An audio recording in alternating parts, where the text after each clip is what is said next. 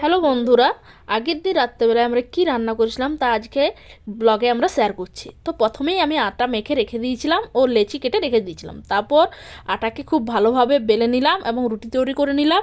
রুটি তৈরি হয়ে যাওয়ার পর সেগুলোকে নিয়ে চলে গেলাম তাওয়ার কাছে তাওয়া গরম ছিল, তো তাতে রুটি দিয়ে রুটিগুলোকে বেশ ভালো করে সেঁকে নিলাম। দেখতেই পাচ্ছ বন্ধুরা কি সুন্দর রুটিগুলো ফুলেছে। তারপর আমরা আমাদের দুজনের জন্য দুটো পরোটা বানিয়েছিলাম, তো দুটো পরোটাকে ভালোভাবে লাল লাল করে ভেজে নিলাম। লাল লাল করে ভেজে নেওয়ার পর সেগুলোকে নামিয়ে রেখে দিলাম। এরপর যেহেতু আমাদের আজকে রাতে ঘুগনি ছিল, তাই মটর ও আলু আগে থেকেই সিদ্ধ করে রেখেছিলাম। এরপর আমার বান্ধবী কড়া বসিয়ে দিল এবং তাতে একটা লঙ্কা, পেঁয়াজ, আদা, রসুন, বিভিন্ন রকমের মশলাপাতি দিয়ে সব ভালো করে কষিয়ে নিল। কষিয়ে নেওয়ার পর সিদ্ধ করে রাখা মটর ও আলু দিয়ে দিল। সেগুলোকেও ভালো করে কষিয়ে নিয়ে সেটাতে জল ঢেলে দিল। ঘুগনি রেডি হয়ে গেলে আমরা তা নামিয়ে নিয়ে খেতে বসে গেছিলাম। তো আমাদের আজকে রাতে ছিল রুটি, ঘুগনি ও তার সাথে ছিল মাছের ভর্তা।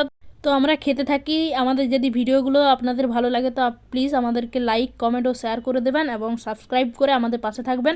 তো আজকের মতো এইটুকু।